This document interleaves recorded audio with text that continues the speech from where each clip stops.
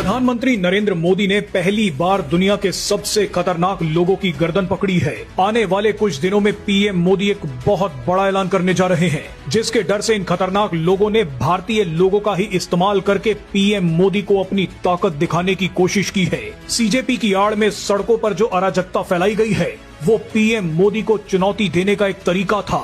अगर ये खबर देखने के बाद भी आप नहीं चौंके तो मतलब आप शुतुरमुर्ग बन चुके हैं। इस वीडियो में हम आपको बताएंगे कि सीजेपी प्रोटेस्ट की आड़ में किसे बचाने की तैयारी चल रही थी और पीएम मोदी ने किसके खिलाफ जंग छेड़ी है। सबसे पहले आप इस होश उड़ा देने वाली घटना को देखिए। भारत सरकार ने कुछ दिन पहले कर्नाटक में टिमोथी इनिशिएटिव नाम के एक अमेरिकी मिशनरी संस्थान पर यूएपीए कानून के तहत मामला दर्ज किया है।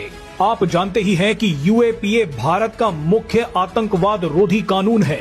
टिमोथी इनिशिएटिव नाम की इस अमेरिकी मिशनरी संस्था ने अपने ऊपर से यूएपीए हटवाने के लिए कोर्ट का रुख किया, लेकिन कोर्ट ने भी इनकी बात नहीं सुनी। कहा गया कि ऐसी संस्थाओं को जो विदेशी फंडिंग मिलती है, वो भारत में चरमपंथ को बढ़ाने के लिए ऑक्सीजन का काम कर रही है। ये पूरा मामला तब सामने आया जब एक शख्स को बेंगलुरु इंटरनेशनल एयरपोर्ट पर 24 डेबिट कार्ड्स के साथ पकड़ा गया। इन सभी डेबिट कार्ड्स पर एक ही नाम था, संतोष कुमार। थोड़ी सी जांच आगे बढ़ी तो पता चला कि ये सिर्फ 24 डेबिट कार्ड्स का मामला नहीं है, बल्कि हजारों डेबिट कार्ड्स बांटे जा चुके हैं।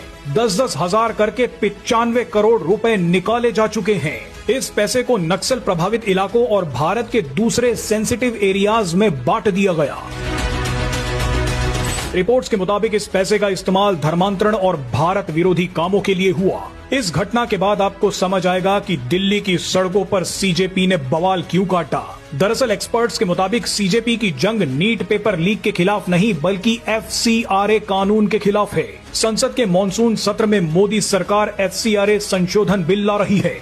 इसी कानून के तहत सोनम वांगचुक समेत कई बड़े लोग फंसने वाले हैं। सोनम वांगचुक की एक संस्था का तो लाइसेंस एफसीआरए कानून के तहत रद्द भी किया जा चुका है। पीएम मोदी देश में सबसे बड़ा सफाई अभियान शुरू करने जा रहे हैं, जो धर्मांतरण करने वाली मिशनरी संस्थाओं के खिलाफ है, उन एनजीओज के खिलाफ है जो नक्सलियों और अलगाववादियों को फंडिंग करते हैं, भारत की हर विकास परियोजना को रोकने के लिए प्रदर्शन करवाते हैं। इसीलिए सीजेपी के प्रोटेस्ट में भारत के रणनीतिक ग्रेट निकोबार प्रोजेक्ट के खिलाफ भी बयानबाजी की गई थी।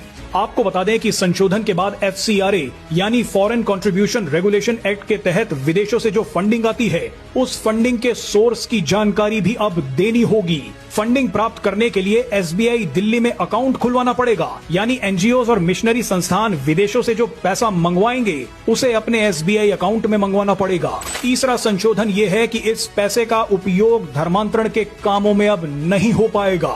अगर कोई मिशनरी संस्था या एनजीओ गलत काम करते पकड़े जाते हैं, तो उनकी संपत्ति पर सरकार का अधिकार हो जाएगा। यही कारण है कि पीएम मोदी के खिलाफ अमेरिकी डीप स्टेट ने सीजेपी को छोड़ दिया है। सीजेपी के प्रदर्शन में जितने बड़े बड़े लोग आ रहे हैं, उनके एनजीओज हैं, वो मिशनरी संस्थाओं में काम करते हैं।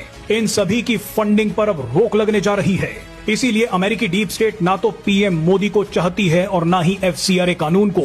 इसका इशारा अमेरिका ने तभी दे दिया था जब अमेरिकी विदेश मंत्री मार्को रूबियो सीधे कलकत्ता पहुंच गए और मदर टेरेसा फाउंडेशन का दौरा किया। आज तक भारत के इतिहास में ऐसा कभी नहीं हुआ कि कोई अमेरिकी विदेश मंत्री भारतीय दौरे की शुरुआत किसी मिशनरी संस्था से करे, और वो भी ऐसी संस्था जिस पर धर्मांतरण का आरोप लग चुका है। इतिहास में पहली बार अमेरिका के रिपब्लिकन और डेमोक्रेटिक सांसद साथ आए हैं और भारत के एफसीआरए कानून को रुकवाने की बातें कर रहे हैं। भारत के विपक्षी दल भी एफसीआरए कानूनों में संशोधन नहीं चाहते। इसीलिए आपको सभी विपक्षी दल सीजेपी प्रोटेस्ट में बैठे दिख जाएंगे।